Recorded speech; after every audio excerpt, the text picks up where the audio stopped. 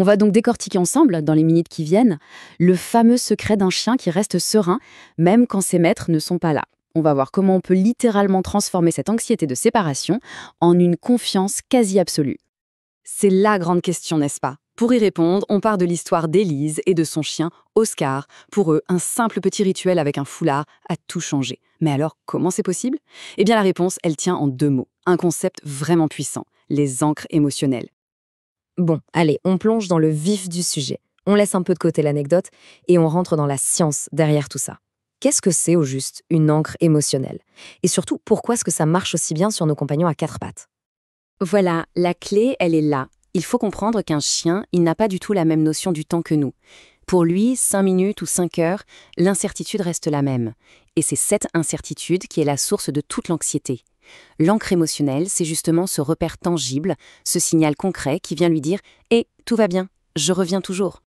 C'est exactement ce que nous explique l'éthologue Jean-Luc Moreau. L'idée, c'est que le chien va aller piocher dans ses souvenirs positifs pour faire face au stress qu'il ressent, là, maintenant. Ce qui est fascinant, c'est que ces ancres, elles agissent sur 3 niveaux en même temps. D'abord le niveau sensoriel, avec les odeurs, les sons, ensuite le niveau émotionnel, en se connectant à des moments de bien-être, et enfin le niveau comportemental, grâce au rituel. C'est vraiment une approche à 360 degrés. Bon, à cette théorie, on passe à la pratique. Voilà la boîte à outils. On va détailler ensemble 5 ancres bien spécifiques, 5 rituels à mettre en place pour tisser ce véritable cocon de sécurité autour de son animal. La première ancre, et c'est peut-être la plus puissante, c'est l'objet transitionnel. L'idée, c'est de laisser une extension de soi. Et le point crucial ici, attention, c'est l'odeur naturelle, pas le parfum. Il faut vraiment porter l'objet, dormir avec. Prenez l'exemple de Marie-Claire qui a utilisé un coussin en velours pour son chien Gus. Au bout de 10 jours, à peine elle partait que Gus allait s'y installer. C'était comme si elle était encore un peu là. Deuxième ancre, la voix. On choisit une petite phrase, courte, toujours la même, prononcée avec la même intonation douce. Ce qui la rend magique, c'est qu'on l'utilise exclusivement pour ça. Elle devient sacrée, en quelque sorte.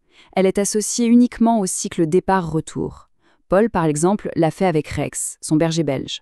Au bout d'1 mois, dès qu'il entendait « À tout à l'heure, mon body », Rex filait direct sur son tapis, complètement serein. Troisième ancre, là on va utiliser le super pouvoir du chien, son odorat. L'idée, c'est pas juste de laisser sa propre odeur, mais de créer un mélange des deux. C'est un lien olfactif hyper puissant. L'histoire de Sandrine avec Mocha, son bulldog, est incroyable. Grâce à cette simple technique du mouchoir partagé, les pleurs de Mocha ont complètement cessé en à peine 2 semaines. Quatrième ancre, un concept génial, le fantôme auditif.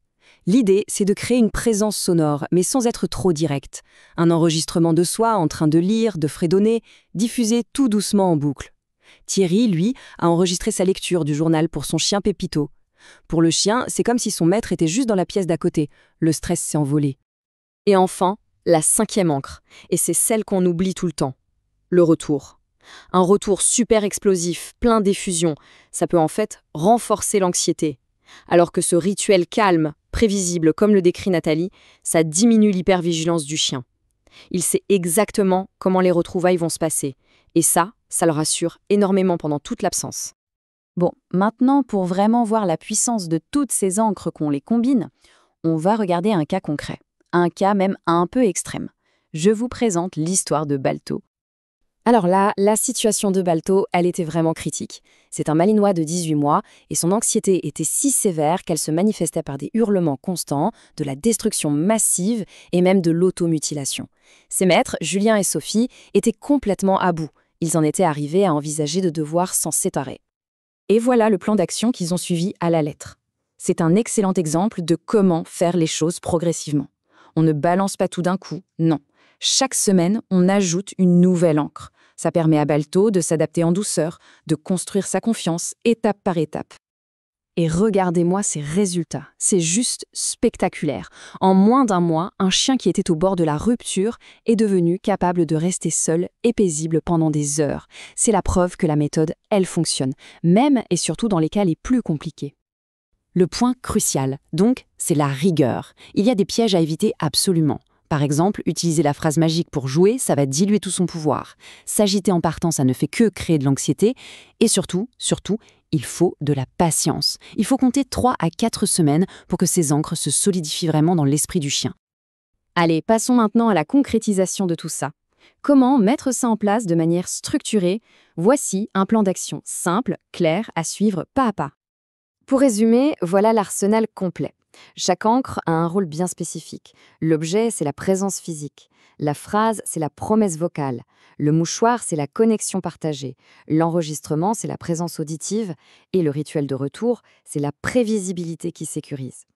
Tout ensemble, elles créent ce fameux cocon de sécurité. Et voici le mode d'emploi pour démarrer dès aujourd'hui. Le plan est découpé semaine par semaine pour une mise en place progressive, sans stress, ni pour le chien ni pour son maître. Vraiment, la constance, c'est ça, la clé du succès. Voilà, ces 5 ancres, c'est une base incroyablement solide pour construire la confiance. Mais la source qu'on a analysée, elle va encore plus loin. Elle suggère qu'il existerait des techniques encore plus directes, capables d'agir sur le système nerveux pour apaiser un chien en pleine panique, en quelques minutes. C'est une question qui ouvre la porte à un tout autre niveau de compréhension et qu'on explorera peut-être une autre fois.